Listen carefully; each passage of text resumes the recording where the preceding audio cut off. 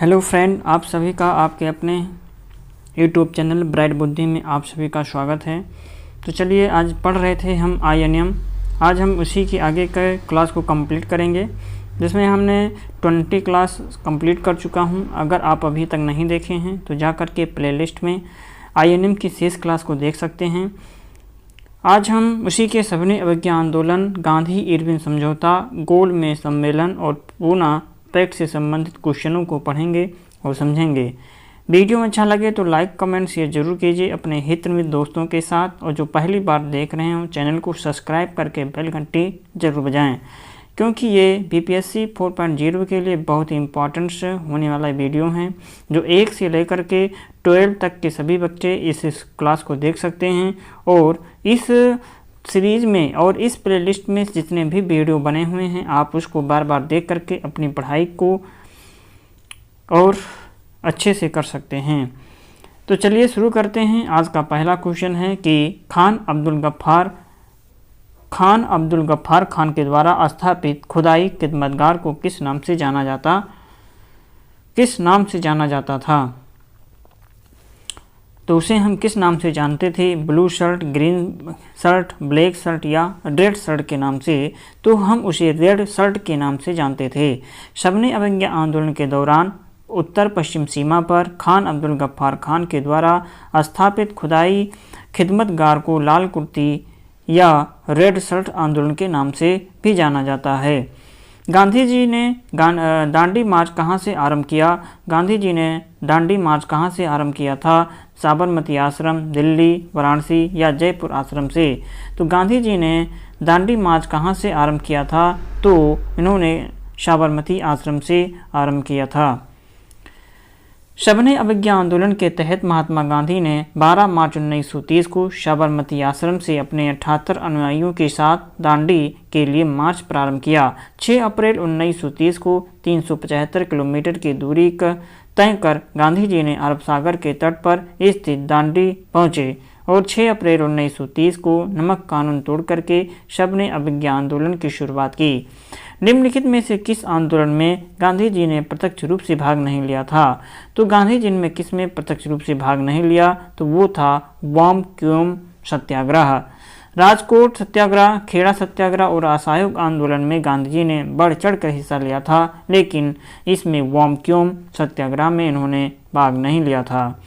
वामक्युम सत्याग्रह जो 1924-25 को प्रारंभ हुआ था, ये सामाजिक अस्पृश्यता की कुप्रथा के विरुद्ध त्रावणकोर अर्थात केरल में शुरू किया गया, जिसका उद्देश्य अहिंसावादी तरीके से सामाजिक अस्पृश्यता की कुप्रथा से मुक्त होना था, क्योंकि श्रावणकोर में दलितों के मंदिर प्रवेश तथा सार्वजनिक सड़कों के प्रयोग की पाबंदी थी, और इसी आंदोलन में गांधी जी ने प्रत्यक्ष रूप से भाग नहीं लिया था। इनमें से किस आंदोलन या इनमें से किसने अप्रैल 1930 में वेदारण्यम सत्याग्रह का आयोजन किया था? वेदारण्यम सत्याग्रह का आंदोलन श्री राजगोपालाचारी ने आयोजन किया था। श्री राजगोपालाचारी सविनय अवज्ञा आंदोलन के दौरान अप्रैल 1930 में श्री राजगोपालाचारी ने प्रसिद्ध वेदारण्यम सत्याग्रह का आयोजन तमिलनाडु के तंजावर जिले के तिरुचिरापल्ली से वेदारण्यम तक मार्ग का चयन किया था। तो सविनय अवज्ञा आंदोलन अप्रैल 1930 में श्री राजगोपालाचारी ने प्रसिद्ध वेदारण्यम सत्याग्रह का आयोजन तमिलनाडु के तंजावर जिले के तिरुचिरापल्ली से वेदारण्यम तक मार्ग का चयन किया गया था। सविनय अवज्ञा आंदोलन का प्रारंभ करने का निर्णय लिया गया था। तो कब लिया गया था? तो ये लाहौर अधिवेशन 1929 में। सविनय अवज्ञा आंदोलन प्रारंभ करने का निर्णय कहाँ से लिया गया? तो ये लाहौर अधिवेशन 1929 में। कांग्रेस के लाहौर अधिवेशन 1929 में सविनय अवज्ञा आंदोलन प्रारंभ करने का निर्णय लिया गया। अगला क्वेश्चन है कि प्रसिद्ध गांधी इरविन समझौता किस वर्ष हुआ था? तो प्रसिद्ध गांधी इरविन समझौता सन 1931 में हुआ था। 1931 में सविनय अवज्ञा आंदोलन हुआ था। गांधी इरविन समझौता 5 मार्च 1931 को गांधी इरविन समझौता 5 मार्च 1931 को हुआ, जिसे दिल्ली समझौता भी कहा गया है। 3 गोलमेज सम्मेलन में किसने भाग लिया था? मतलब तीनों गोलमेज सम्मेलन में किसने भाग लिया था? तो भीमराव अंबेडकर ने तीनों गोलमेज सम्मेलन में भाग लिया था। तीनों गोलमेज सम्मेलन में डॉक्टर भीमराव अंबेडकर ने भाग लिया था। भारतीय राष्ट्रीय कांग्रेस ने केवल दूसरी गोलमेज सम्मेलन में हिस्सा लिया, जिसका नेतृत्व महात्मा गांधी ने किया था। पूना समझौता कब हस्ताक्षरित किया गया था? तो पूना जो है ये 24 सितंबर 1932 को किया गया था। 24 सितंबर 1932 को डॉक्टर भीमराव अंबेडकर तथा अन्य हिंदू नेता जैसे मदन मोहन मालवीय, डॉक्टर राजेंद्र प्रसाद, पुरुषोत्तम दास और राजगोपालाचारी के प्रयत्न से गांधी जी और अंबेडकर के मध्य एक समझौता किया गया, जिसे पूना समझौता कहा जाता है। इस समझौते के अनुसार दलित वर्ग के लिए पृथक निर्वाचक मंडल समाप्त कर दिया गया तथा व्यवस्थापिका सभा में अछूतों के स्थान हिंदू वर्ग के अंतर्गत ही सुरक्षित रखे गए। प्रांतीय विधानमंडलों में दलित वर्गों के लिए 147 सीटें आवंटित की गई, जबकि सांप्रदायिक पंचायत में 71 सीटें प्रदान किया गया। केंद्रीय विधानमंडल में ब्रिटिश भारत के सामान्य निर्वाचक वर्ग के लिए प्रदत्त 18% सीटें दलित वर्गों के लिए आरक्षित किया गया। पूना समझौते का उद्देश्य क्या था? पूना समझौते का उद्देश्य क्या था? तो इसका जो उद्देश्य था दलित वर्ग को प्रतिनिधित्व देना। पूना समझौता भीमराव अंबेडकर तथा महात्मा गांधी के मध्य पुणे की यरवदा जेल में वर्ष 24 सितंबर 1932 ईस्वी को हुआ था। इसका प्रमुख उद्देश्य दलित वर्ग को प्रतिनिधित्व प्रदान करना था। दांडी यात्रा के कितने दिन तक चली थी? तो दांडी यात्रा 24 दिन तक चला था। दांडी मार्च अथवा नमक मार्च साबरमती आश्रम से 12 मार्च 1930 को प्रारंभ किया गया था और 24 दिन की यात्रा के पश्चात 6 अप्रैल 1930 को दांडी मार्च पहुंच करके नमक कानून को भंग किया गया था। अप्रैल 1930 में कौन सा एक सही सुमेलित नहीं है? तो इसमें से कौन सा सही सुमेलित नहीं है? तो उपरोक्त में से एक भी नहीं, अर्थात इसमें सारा जो है वो सुमेलित है। तो चौरी चौरा कांड जो है ये 5 फरवरी 1922 को हुआ था। चौरी चौरा कांड है 5 फरवरी 1922 को और गांधी जी की दांडी मार्च 12 मार्च 1930 से 6 अप्रैल 1930 तक चला। गांधी इरविन समझौता 5 मार्च 1931, पूना पैक्ट 24 सितंबर 1932 तक। गांधी ने सपने अवज्ञा आंदोलन का आह्वान कब किया था? तो ये 1930 ईस्वी में किया था। गांधी ने 12 मार्च 1930 को गुजरात के अहमदाबाद स्थित साबरमती आश्रम से अपने 78 समर्थकों के साथ दांडी के लिए पद यात्रा प्रारंभ की तथा 24 दिनों में 240 मील की पदयात्रा के पश्चात 5 अप्रैल को दांडी पहुंचे। 6 अप्रैल 1930 को गांधी जी ने समुद्र तट पर नमक बना करके कानून तोड़ा। यहीं से सपने अवज्ञा आंदोलन की शुरुआत हुई थी। प्रथम गोलमेज के समय इंग्लैंड के प्रधानमंत्री कौन थे? तो प्रथम गोलमेज सम्मेलन के समय इंग्लैंड के जो प्रधानमंत्री थे वो रैमजे मैकडोनाल्ड थे। कौन थे? रैमजे मैकडोनाल्ड थे। प्रथम गोलमेज सम्मेलन 12 मार्च 1930 से 19 जनवरी 1931 तक लंदन में आयोजित हुआ। इस सम्मेलन का उद्घाटन ब्रिटेन के सम्राट जॉर्ज पंचम ने किया तथा अध्यक्षता प्रधानमंत्री रैमजे मैकडोनाल्ड ने किया था। सबने अवज्ञा आंदोलन की असफलता के बाद गांधी जी ने महत्व दिया था। सबने अवज्ञा आंदोलन की असफलता के बाद गांधी जी ने महत्व दिया, तो किसे महत्व दिया था? तो ये रचनात्मक कार्यक्रम पर। सबने अवज्ञा आंदोलन की असफलता के बाद गांधी जी ने रचनात्मक कार्यों को विशेष महत्व दिया, जैसे हरिजनोत्थान, खादी, हिंदू मुस्लिम एकता, छुआछूत का उन्मूलन इत्यादि। गांधी जी दिसंबर 1931 में खाली हाथ कहाँ से भारत लौटे थे? तो खाली हाथ कहाँ से भारत लौटे थे? तो लंदन से लौटे थे। द्वितीय गोलमेज सम्मेलन की असफलता के बाद जब गांधी जी लंदन से दिसंबर 1931 में भारत वापस आए, उन्होंने भारतीयों को संबोधित करते हुए कहा था कि मैं खाली हाथ लौटा मैं खाली हाथ लौटा हूँ, परंतु अपने देश की इज्जत को मैंने बट्टा नहीं लगने दिया। निम्नलिखित में से किस भारतीय नेता ने लंदन में प्रथम गोलमेज कॉन्फ्रेंस में भाग लिया था? निम्नलिखित में से किस भारतीय नेता ने प्रथम गोलमेज सम्मेलन में भाग लिया था? तो ये थे मौलाना मौलाना मोहम्मद अली। प्रथम गोलमेज सम्मेलन 12 नवंबर 1931 को लंदन में प्रारंभ हुआ। इस सम्मेलन में डॉक्टर भीमराव अम्बेडकर, तेज बहादुर सप्रू और मोहम्मद अली शामिल थे। लंदन में द्वितीय गोलमेज सम्मेलन की असफलता किनकी छत्रछाया में हुई थी? तो लंदन में द्वितीय गोलमेज सम्मेलन की असफलता किनकी छत्रछाया में हुआ था? तो शी थे गांधी, इरविन और गांधी, अर्थात इसको कह सकते हैं इरविन और गांधी समझौता इसी के छत्रछाया में हुआ था। सी ऑप्शन सही है।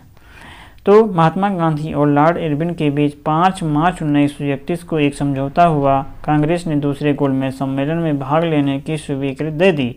दूसरा गोलमेज सम्मेलन 7 सितंबर 1931 से 1 दिसंबर 1931 ईस्वी तक चला। सन 1930 में कांग्रेस का सपने विज्ञान आंदोलन इतना सफल हुआ कि इन इंग्लिश शहरों में से एक में अंग्रेजी राज के चिन्ह कई महीनों तक गायब से हो गए थे। तो कौन सा शहर था, मतलब कहाँ गायब हो गए थे? तो सी बढ़ही, मतलब कि लिखा है सन 1930 में कांग्रेस का सपने विज्ञान आंदोलन इतना सफल हुआ कि इन इंग्लिश शहरों में से एक में अंग्रेजी राज के चिन्ह कई महीनों तक गायब से हो गए थे। तो बढ़ही से। सपने विज्ञान आंदोलन वर्ष 1930 के दौरान बिहार के बढ़ई शहर में आंदोलनकारियों का कब्जा हो जाने से वहां कई महीनों तक ब्रिटिश राज का नियंत्रण समाप्त हो गया था। श्रावण कौर में कांग्रेस ने श्रावण कौर राज्य के जिस दीवान की स्वेच्छाचारी सरकारी के विरुद्ध सपने विज्ञान आंदोलन प्रारंभ किया था वे कौन थे? तो सीपी रामास्वामी अय्यर थे। श्रावण कौर के स्वेच्छाचारी दीवान सीपी रामास्वामी अय्यर के विरुद्ध कांग्रेस ने सपने विज्ञान आंदोलन शुरू किया था। गांधी इरविन समझौता के हस्ताक्षरित होने से गांधी इरविन समझौता के हस्ताक्षरित होने में किसने महत्वपूर्ण भूमिका निभाई थी? तो तेज बहादुर सप्रू ने महत्वपूर्ण भूमिका निभाई। वायसराय इरविन ने तेज बहादुर सप्रू तथा एम.आर. जयकर को कांग्रेस एवं सरकार के मध्य शांति स्थापित करने की संभावनाओं का पता लगाने के लिए कहा और इसी उद्देश्य के लिए जवाहरलाल नेहरू तथा मोतीलाल नेहरू को गांधी जी से मिलने के लिए यरबदा जेल में भेजा गया, जिससे वे लोग गांधी जी के साथ समझौते के ऊपर विचार विमर्श कर सके। व्यापक विचार विमर्श के बाद कांग्रेस कार्यकारिणी ने गांधी जी को वायसराय से बातचीत प्रारंभ करने को अधिकृत किया। इस प्रकार गांधी जी और इरविन ने मार्च 1931 को समझौता किया। निम्नलिखित में से कौन सा गोलमेज सम्मेलन 1932 ईस्वी में हुआ था? तो गोलमेज सम्मेलन 1932 को हुआ था, वो तीसरा गोलमेज सम्मेलन था। साइमन आयोग की रिपोर्ट पर विचार हेतु लंदन में कुल 3 गोलमेज सम्मेलन हुए, जिसमें प्रथम गोलमेज सम्मेलन 12 नवंबर 1930 से लेकर के 19 जनवरी 1931 तक, द्वितीय गोलमेज सम्मेलन 7 सितंबर 1931 से 1 दिसंबर 1931 तक तथा तृतीय गोलमेज सम्मेलन 17 नवंबर 1932 से 24 सितंबर 1932 तक चला। 1929 में खुदाई खिदमतगार को किसने संगठित किया था? तो 1929 में खुदाई खिदमतगार को किसने संगठित किया था? तो ये किया गया था अब्दुल गफ्फार ने किया था। तो खुदाई खिदमतगार तथा लाल कुर्ती दल का गठन वर्ष 1929 में खान अब्दुल गफ्फार खान ने की थी और इस घटना ने सपने विज्ञान आंदोलन में सक्रिय भूमिका का निर्वहन किया था। गांधी के नमक सत्याग्रह का एकमात्र उद्देश्य क्या था? तो एकमात्र उद्देश्य था कि नमक कानून को निरस्त करना। गुजरात में नमक कानून के विरुद्ध सत्याग्रह आरंभ हुई। 12 मार्च 1930 को गांधी जी की दांडी यात्रा आरंभ हुई। 6 अप्रैल को उन्होंने नमक कानून का उल्लंघन कर सत्याग्रह आरंभ किया था। भारतीय राष्ट्रीय कांग्रेस ने किस कांग्रेस सम्मेलन में भाग लिया नहीं लिया था? भारतीय राष्ट्रीय कांग्रेस ने किस गोलमेज सम्मेलन में भाग नहीं लिया था? तो इन्होंने भाग नहीं लिया था, अर्थात ई नंबर। कांग्रेस ने एकमात्र दूसरे गोलमेज सम्मेलन में भाग लिया, पहले और तीसरे गोलमेज सम्मेलन में भाग नहीं लिया था, अर्थात एक से ज़्यादा इसमें सही है। गांधी जी ने किस वर्ष दांडी यात्रा शुरू किया था? तो ये 1930 में शुरू किया गया था। महात्मा गांधी ने नमक कानून के विरुद्ध में 12 मार्च 1930 को अहमदाबाद के साबरमती आश्रम से लेकर के दांडी मार्च की यात्रा शुरू की। मतलब कि साबरमती आश्रम से दांडी मार्च की यात्रा शुरू की। 24 दिन तक यात्रा चलने वाली लंबी यात्रा के बाद 6 अप्रैल 1930 को दांडी पहुंच करके महात्मा गांधी ने गैर कानूनी तरीके से नमक बना करके नमक कानून को तोड़ा था।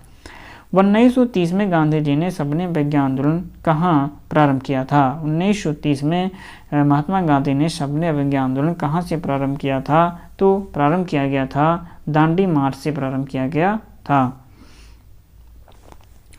वर्ष 1930 में गांधी जी ने सबने विज्ञान आंदोलन के प्रारंभ के प्रतीक के रूप में दांडी मार्च 12 मार्च 1930 में साबरमती आश्रम से 240 मील गुजरात के नवसारी जिले में 6 अप्रैल 1930 को दांडी गांव पहुंच करके नमक कानून बना करके तोड़ा था।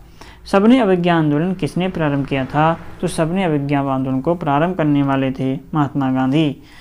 गांधी जी ने 12 मार्च 1930 को अपने 78 चुने हुए अनुयायियों के साथ साबरमती आश्रम से दांडी, जो नवसारी जिला गुजरात में है, मार्च प्रारंभ किया। 5 अप्रैल 1930 ईस्वी को 240 मील लंबी पदयात्रा के बाद दांडी पहुंचे और 6 अप्रैल 1930 को दांडी में नमक बना करके नमक कानून को तोड़ दिया।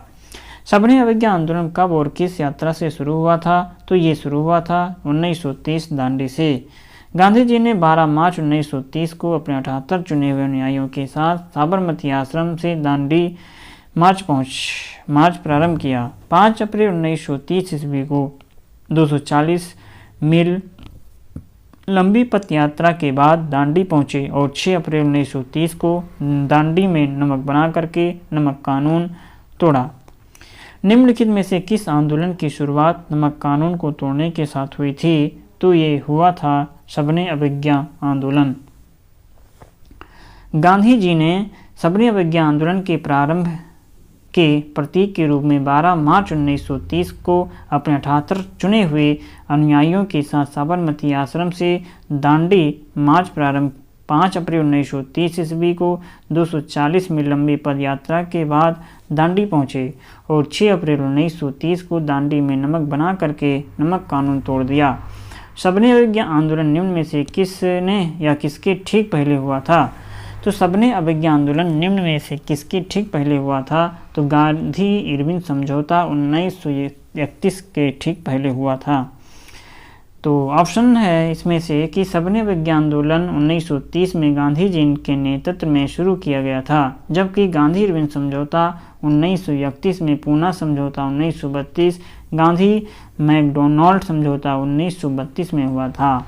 गांधी जी की दांडी यात्रा का प्रारंभ किस तारीख हो वर्ष है? तो गांधी जी की जो है दांडी यात्रा का वर्ष होगा 12 मार्च 1930।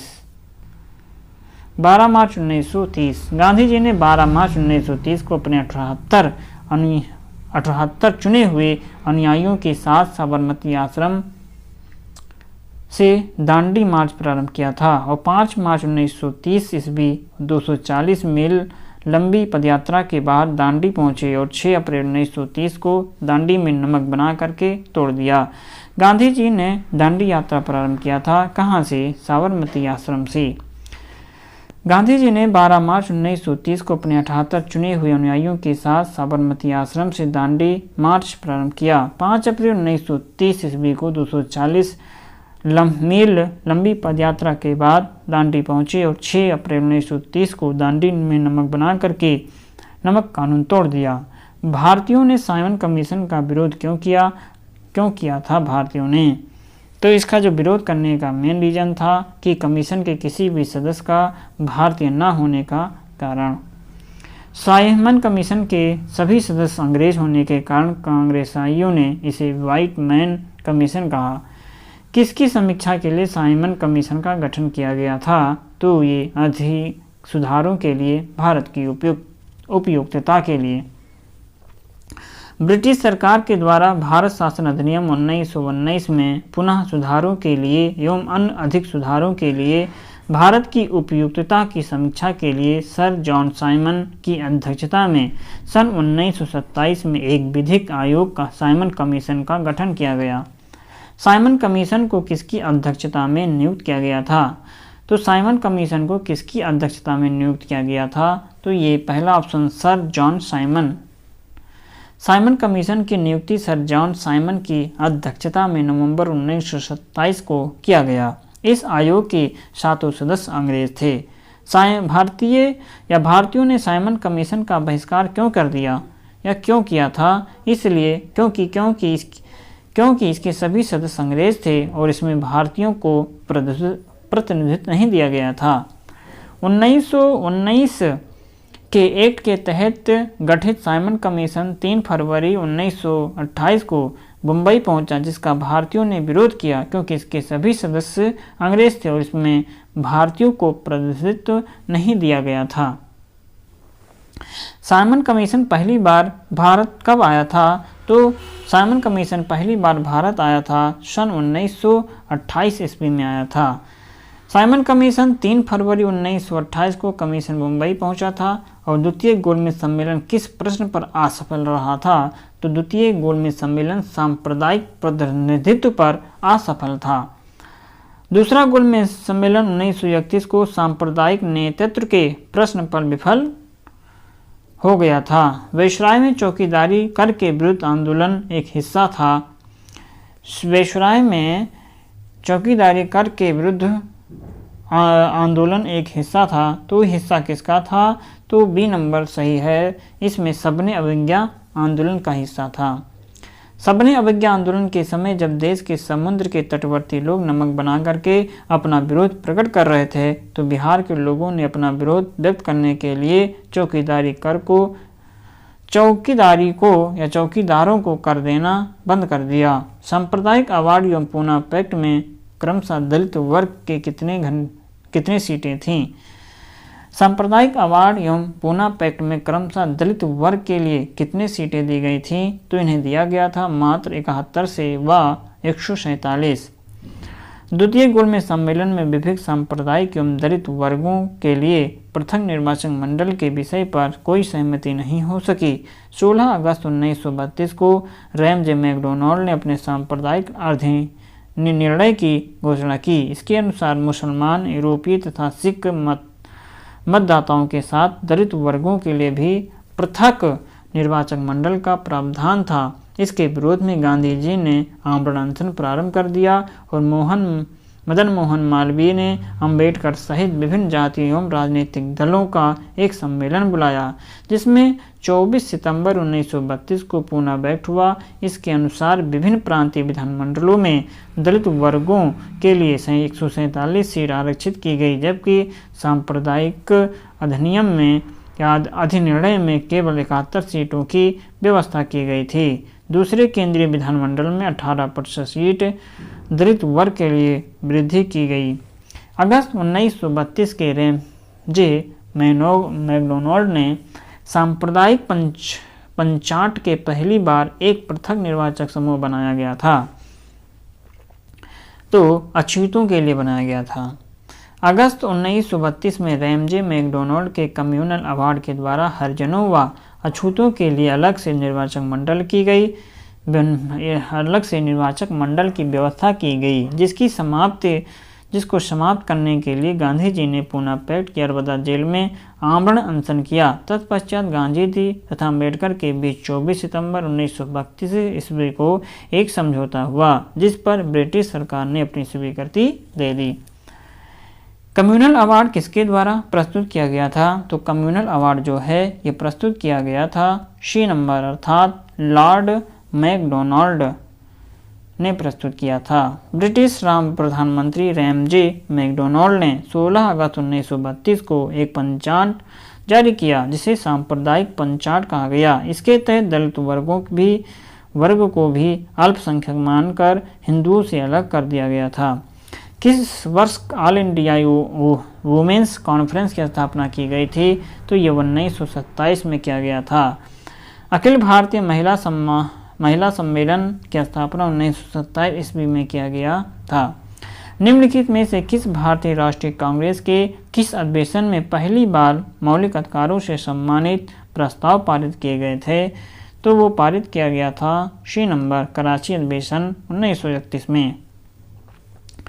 भारतीय राष्ट्रीय कांग्रेस के कराची अधिवेशन 1931 में पहली बार मौलिक अधिकारों से संबंधित प्रस्ताव पारित किए गए। इसके साथ ही राष्ट्रीय आर्थिक कार्यक्रम के संबंध प्रस्ताव भी पारित किया गया।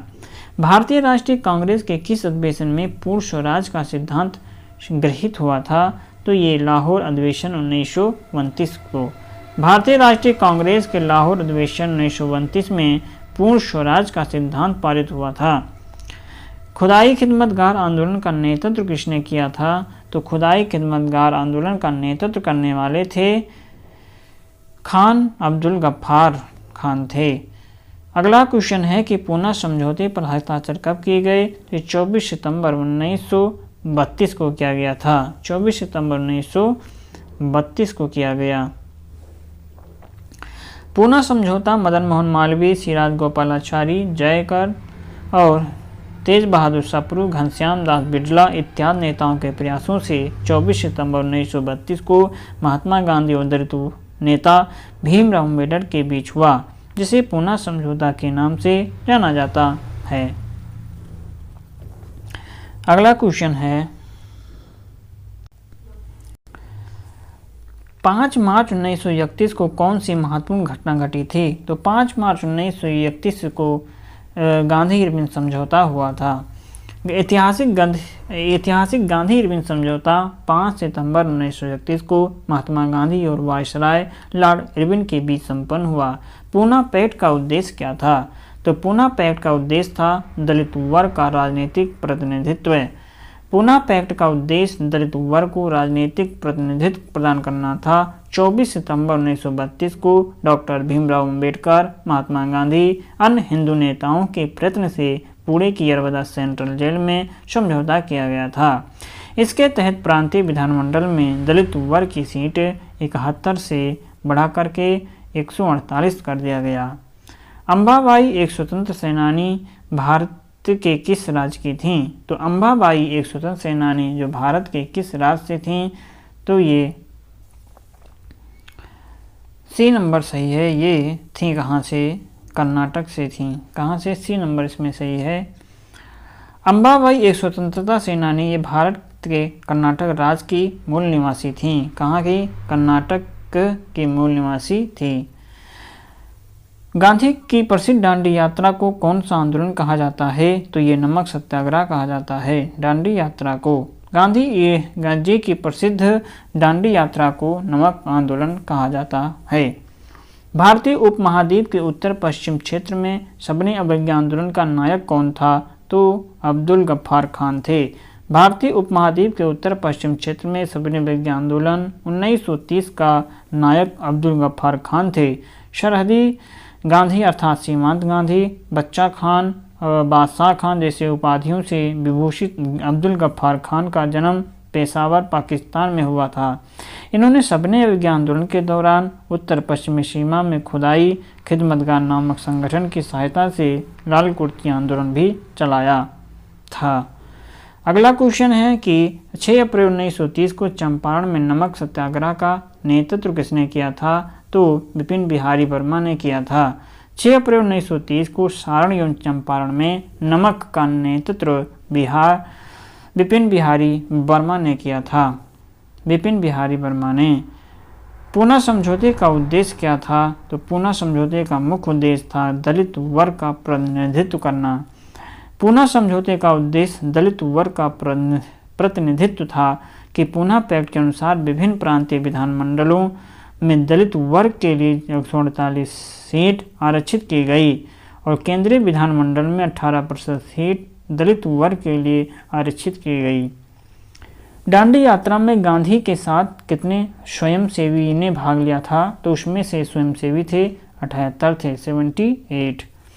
12 मार्च 1930 को गांधी जी के दांडी यात्रा की शुरुआत की गई। गांधी की साबरमती आश्रम से अहमदाबाद से 78 अनुयायियों के साथ गुजरात के समुद्र तट पर स्थित नवसारी जिला के लिए निकल पड़े। वो पहला भारतीय कौन था जो हाउस ऑफ कॉमन्स का सदस्य बना था? तो वो पहला व्यक्ति था दादा भाई नौरोजी। दादा भाई नौरोजी पहले ऐसे भारतीय थे जो उदारवादी दल से ब्रिटिश संसद में 1892 के आम चुनाव में फिंसबरी सीट से जीत करके हाउस ऑफ कॉमन्स के सदस्य बने। गांधी इरविन समझौते का या समझौते पर हस्ताक्षर होने वाला वर्ष कौन है? तो ये वर्ष 1931 है। मार्च 1931 को महात्मा गांधी और तत्कालीन वाइसराय लॉर्ड इरविन के बीच एक राजनीतिक समझौता हुआ जिसे गांधी इरविन समझौता या दिल्ली पैक्ट भी कहते हैं। निम्नलिखित में से किसने तीनों गोलमेज सम्मेलन में भाग लिया था? तो भीमराव अंबेडकर जो थे ये तीनों गोलमेज सम्मेलन में भाग लेने वाले एकमात्र नेता थे। B.R. अम्बेडकर एक नहीं दो नेता हैं, तो उनमें से ये एक थे, एक और थे। और सी ऑप्शन में है कि डॉक्टर भीमराव अम्बेडकर ने तीनों गोलमेज सम्मेलन में भाग लिया। कांग्रेस ने केवल द्वितीय गोलमेज सम्मेलन में ही भाग लिया में ही के गांधी के नेतृत्व में लिया था। कांग्रेस ने किस एकमात्र गोलमेज सम्मेलन में भाग लिया? तो कांग्रेस ने केवल बी में भाग लिया था, अर्थात दूसरे ऑप्शन में ही भाग लिया। कांग्रेस ने द्वितीय गोलमेज सम्मेलन के आयोजन में भाग लिया था। ये सम्मेलन 7 सितंबर 1931 ईस्वी से 1 दिसंबर 1931 तक चला। इस सम्मेलन में कांग्रेस की तरफ से गांधी जी ने भाग लिया था। इस आंदोलन में शामिल होने के लिए गांधी जी एस राजपुताना नामक जहाज से गए थे। अगला क्वेश्चन है कि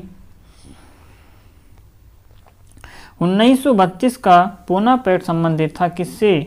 तो दलित वर्गों के राजनीतिक अधिकारों से संबंधित है।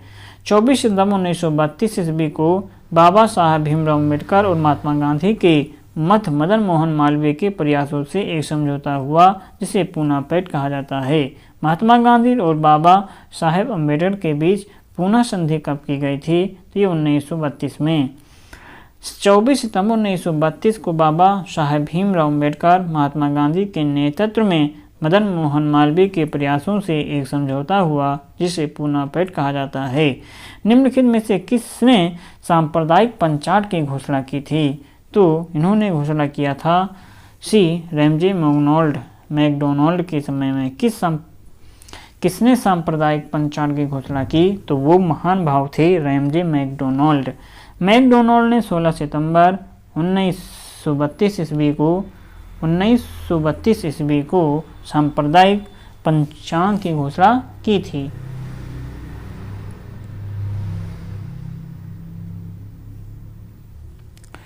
किस अधिनियम के बारे में जवाहरलाल नेहरू ने कहा था? किस अधिनियम के बारे में जवाहरलाल नेहरू ने कहा था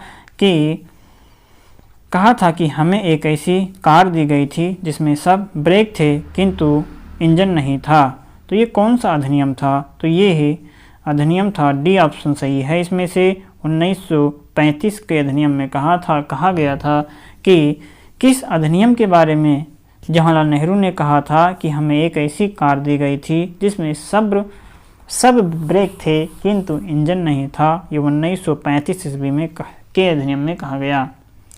अगला क्वेश्चन हमारा है कि 1935 का भारतीय शासन अधिनियम के बारे में जवाहरलाल नेहरू ने कहा था कि हमें एक ऐसी कार दी गई थी जिसमें ब्रेक तो था किंतु इंजन नहीं। सन 1935 के विधेयक के तहत गठित संयुक्त संसद समिति के अध्यक्ष थे जिसके परिणाम स्वरूप भारत सरकार कानून 1935 निर्मित हुआ था। तो ये था ए ऑप्शन सही है, लॉर्ड लिनलिथगो। अंतिम गोलमेज सम्मेलन जो है ये नवंबर 1932 में हुआ और एक श्वेत पत्र जारी किया गया जिस पर ब्रिटेन की संसद की प्रयुक्त प्रवर समिति ने विचार किया और इस समिति के अध्यक्ष लॉर्ड लिनलिथगो थे।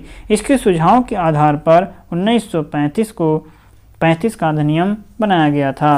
और इसी के साथ आज हम इतना ही पढ़ेंगे। शेष हम अगले क्लास में पढ़ेंगे। वीडियो अच्छा लगे तो लाइक कमेंट शेयर ज़रूर कीजिए अपने हित मित्र दोस्तों के साथ। और जो पहली बार देख रहे हो चैनल को सब्सक्राइब करके बेल घंटी जरूर दबाएं। तो चलिए हम मिलेंगे एक नई क्लास में। तब तक आप पढ़ते रहें, मस्त रहें। नमस्कार।